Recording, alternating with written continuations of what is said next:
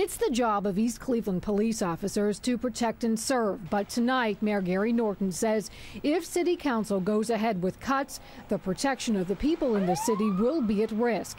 Norton says when the number of officers on the streets go down, crime and response times go up. What happens when you don't respond to a domestic violence call in time is that it becomes something much more serious. 25%, or roughly 20 dispatchers and their brothers in blue, face pink slips.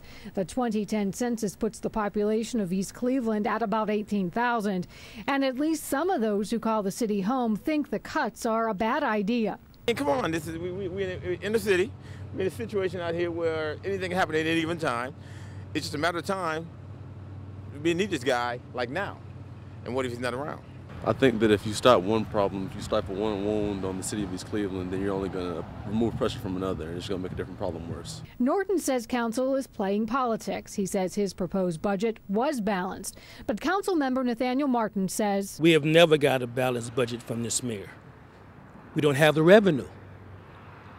They attempt to do a balanced budget, but they're projections. So that is not the case. Martin says council is proposing a 25% cut across the board. He points the finger at the mayor for spending too much and has this to say to the people of the city. We cannot afford the police. They're just going to have to bite the bullet.